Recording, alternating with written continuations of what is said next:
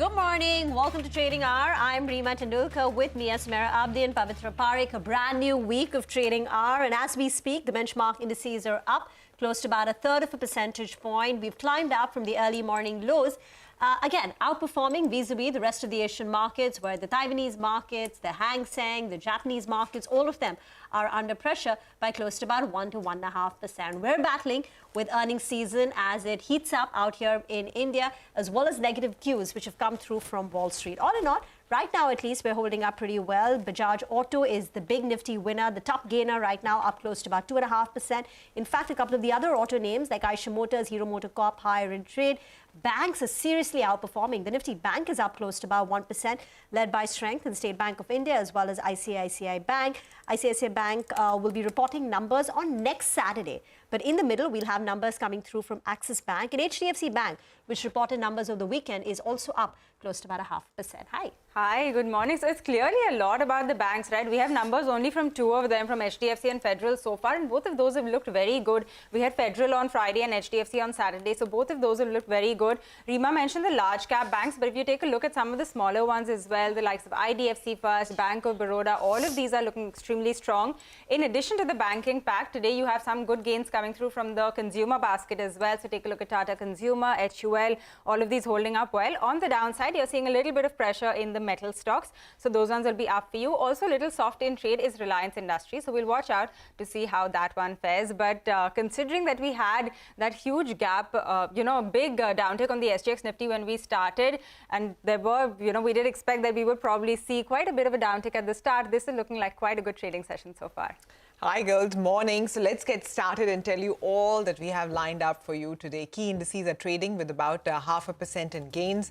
Banks, FMCG and healthcare are the sectors which are rising, while it's the metals which are underperforming. Midcaps lag behind. We'll talk about the market fundamentals with Devang Mehta of Centrum Wealth Management. And a whole host of stocks are buzzing on the back of their quarterly numbers. So fine print and some key management commentary is lined up for you on the show. Consumer durables and electronics retailer Electronics Mart saw a strong listing on the exchanges. More details on that coming up in a bit. Want to triple the fleet size over the next 5 years? That's the word coming in from Air India's new MD and CEO Campbell Wilson. So key excerpts from that exclusive conversation with CNBC-TV18 coming up in a bit. So all of this and lots more over the next 60 minutes. But let's get cracking on the stocks which are moving in trade. A lot of them are reacting to their numbers. Let's start with Bajaj Auto, since that's the big gainer. In-line set of earnings, but the street is quite excited. Sonia is here with more details. Sonia. Well, thanks a lot for that. So here are 5 reasons why Bajaj Auto is trending in the green this morning. One of them, as you rightly pointed out, a good set of numbers coming through for the company. The revenue growth of 16.5% year-on-year despite the challenges in the export market. And the margins have improved both on a year-on-year as well as on a sequential basis.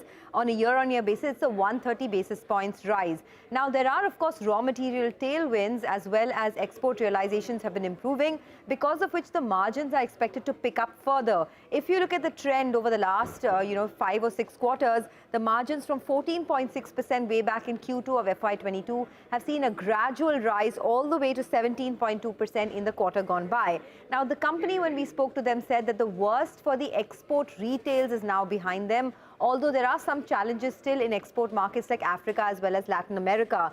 They also said that exports should see an improvement quarter-on-quarter in Q3 versus Q2, and the strength in the export business will continue through the course of FY23. So that was the third reason. The fourth reason is that the Bajaj Auto management said that September retail sales were much better than July and August in the domestic market. However, they do believe that demand is still muted in the festive season, and they are looking at a single-digit growth for the industry in the domestic motorcycle segment. Finally, if you look at the brokerage views, most brokerages have either cut down their target prices or their earnings estimates, but still most of them are well above where the current market price is. So on an average, the brokerage target prices range between 4,000 to 4,500. The most aggressive on the street is Goldman Sachs. They have a target price of 4,500. Now, the view is that the domestic retail market is improving, but the growth is very slow, and the worst of the export problems are now behind the company. Hence, the stock is in the green this morning. All right, Sonia, thanks a lot for taking us through all of the details. It is the top gainer on the Nifty. Let's also hear it out from the Bajaj Auto management.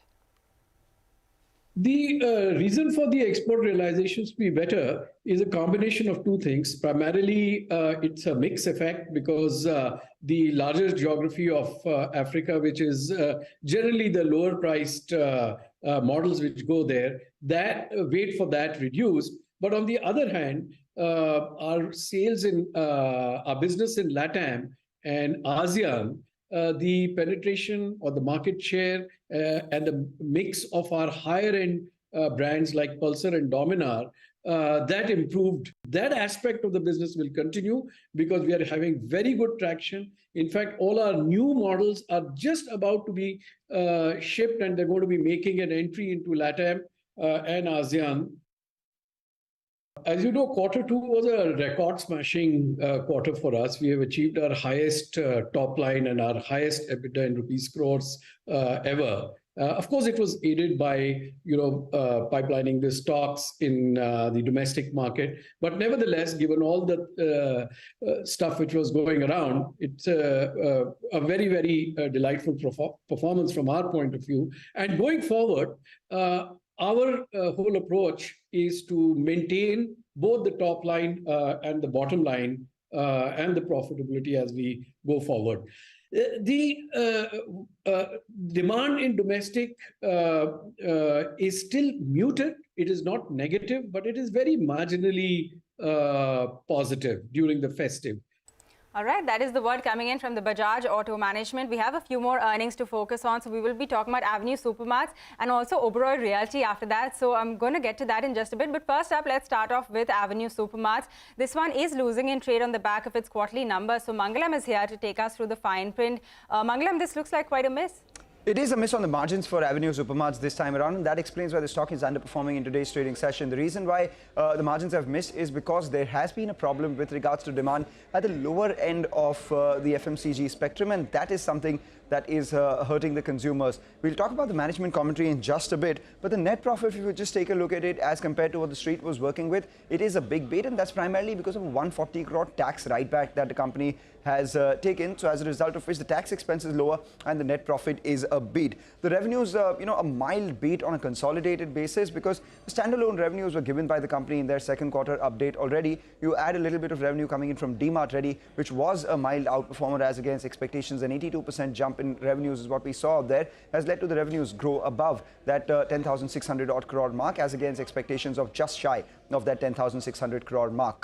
The margins at 8.4% are lower than street expectations of 9.1%. And here's where the company's commentary comes in, where they say that inflationary stress is more acute at lower price points. Footfalls continue to be lower than pre-pandemic levels, and discretionary items, which are usually margin accretive for the company, have actually not gotten back to pre-pandemic levels, even as they're seeing some bit of recovery. So it is the weakness in environment that is weighing down on their margins. Mangalam, thanks very much for that. Also, Sonal is joining in now to talk about Oberoi Realty. The company reported their Q2 numbers, but the stock is down over 2%. Sonal, what's there in the fine print? Well, it is the cash flows which is impacting the stock performance today. Let me start with the sales performance for the company in quarter two. Pre-sales were up 52% on a sequential basis, and that is a number which is at a 3-quarter high. But important to note that this was driven by sale from one of their super luxury projects, that is 360 West. It opened for bookings after 5 quarters. If we strip the earnings net of that, ex-Worli sales, the sales are at a 5-quarter low. So that explains why the stock is under some pressure today. Lease income was stable on a quarter-on-quarter basis. It was up 66% on a YY basis because of a favorable base, came in at 71 crore rupees. Hotel occupancy is one of the highest ever that the company has seen. It came in at 82.7%. But if we look at the cash flows, they were negative this time. First time they've seen this negative number in 12 quarters, came in at 160 crore rupees, and that explains that net debt has also gone up by 460 crores on a sequential basis to come at around 2,000 crore rupees. It is because company is in the investment phase currently. Jeffrey says that Oberoi management had in earlier calls indicated that the plans for the new project launch at Thane is in later stages of FY23. So that will be the next big trigger for the stock. Company is also on the lookout for significant new project additions, and that explains the increase in debt as well. This may have added debt into second quarter according to Jeffrey. So that is something that has not gone so well with the street. But pre-sales definitely strong this time. Thank you very much for that. So luxury is doing very well. as you can see from the numbers of Oberoi Realty. The stock is under pressure, as Sonal pointed out, because the cash flows were under pressure. So that's a bit of a miss. But the luxury sales, the hotel occupancy at 82% just tells you that at the top end of the economic pyramid, things are absolutely flying. But at the bottom end, where DMart is, for instance, operational. Hi, welcome back to Trading Hour. Let's shift focus now to the commodity space. As always, Manisha is here with us. And today the focus is on coffee. Good morning, Manisha. Well, actually it's Pavitra in studio who usually gets coffee for all of us. But let me tell you guys that coffee is getting expensive. And in the international markets, not so, because we're trading at a one-year lows there. And much of this decline really has come in the month of October, when we have seen the coffee prices decline by nearly 6%. When you look at the previous months, the coffee prices have been on the higher side. October has seen some profit taking, and that is on the back of the strength in US dollar. And there has been an improved weather condition as reports in case of Brazil. Brazil, remember, is the largest coffee producer when it comes to in sense of Arabica there. There also are higher crop expectations coming in from Indonesia, Colombia and India as well for Robusta, and that has been keeping the coffee prices in check. If you look at the higher coffee prices and the fact that Europe is getting into a recession of kinds, we have seen coffee demand on a decline. Coffee almost is seen as a luxury item in Europe, and we have seen demand for that decline there. If you look at the ICE Arabica stocks, those are at 23-year lows, and that should be keeping the prices on the higher side. And while there are supply concerns, but because the demand has been declining as well, we have seen the coffee prices come off those kind of highs. Markets are looking at weather as a concern continuing even now. La Nina for a third straight year could be a dampener, and that could keep the prices higher, is the reason you haven't seen the speculative long positions continue to go down too much there. This is what we've done in sense of Arabica future prices. The high for this year has been $258 per pound, but the low at 196, and that's exactly where we are trading right now as well. There has been considerable profit taking when you look at the last 1 month itself. The retail prices, though, have not come down. So when you look at the month of September, US saw 31% of a jump up in coffee prices in retail, and 17% of a gain is what we saw in case of Europe as well. That is what has led to the retail demand coming down.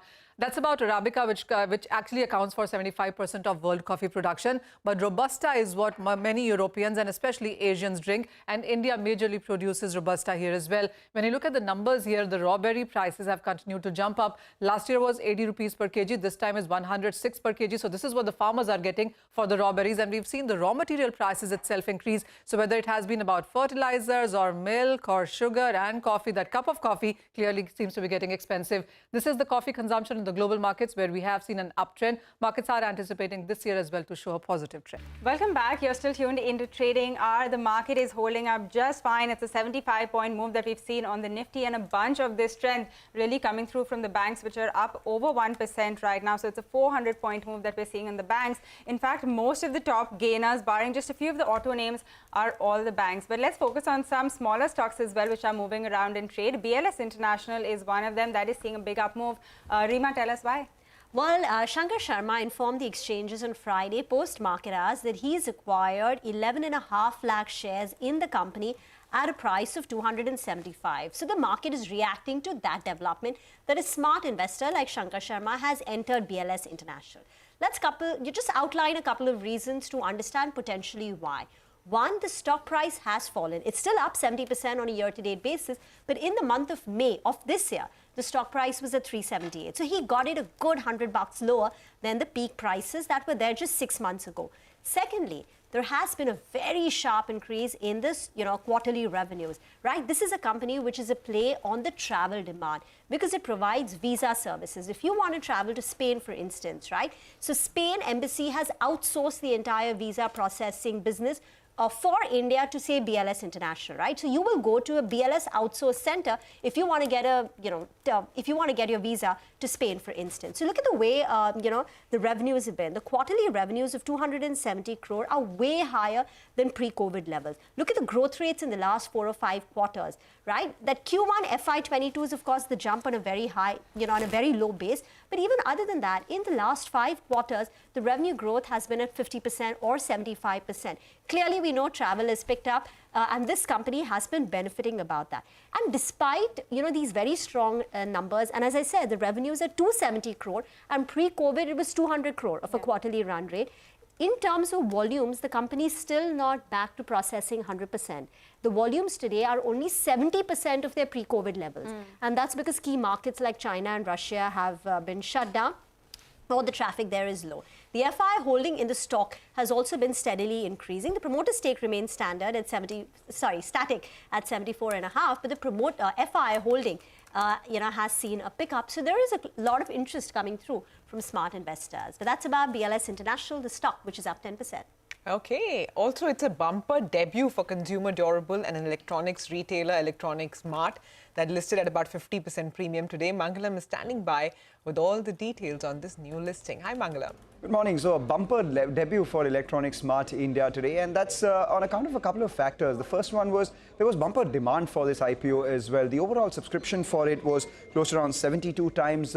Institutions subscribed this IPO or the offering by almost 170 times, and HNIs too were looking at subscribing this by almost 64 times. So all these factors led to a strong demand for this IPO, which meant the grey market premium was high as well, and the opening is justified by that. The second reason why the demand was so high is that because it was offered at a steep discount to all the other players. So it is a retailer, so an electronics retailer, as the name suggests. We have the stock, a listed peer at Aditya Vision, which trades at around 47 times, and this was offered at around 22 times itself. So a near 50% discount to its closest peer, and all the other retail stocks as well traded at a much higher multiple. So that explains the sort of jump that we've seen. And now, after a 50% rally on the stock from its issue price, it's trading at around 31-32 times FY22 earnings. Importantly, it is the fourth largest consumer durable electronics retailer in India, with almost 112 odd stores, and most of these stores are concentrated towards Andhra Pradesh as well as Telangana. So for them,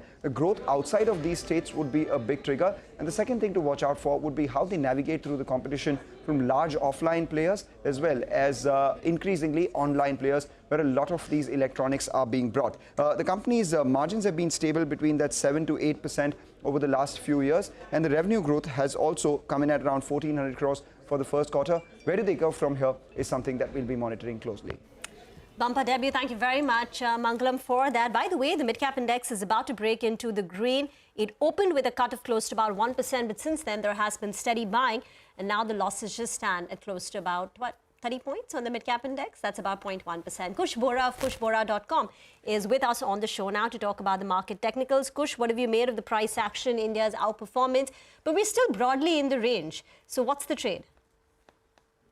Well, first up, Ariva, thank you for having me on the show. And you called it. This is a continuation of the theme that we've been discussing last week as well, which is trade the range. 17,000 is where we've seen a strong support. And if I can just broaden that range a little to 16,817. And on the upside, 17,500, 17,600 zones is where we've seen the resistance. Now that base has shifted slightly lower to 17,300, where we've seen quite a bit of call action on Friday and the continuation today as well. So as long as we are within this range, I would trade this range. Early morning, first up, it was a fantastic opportunity to buy.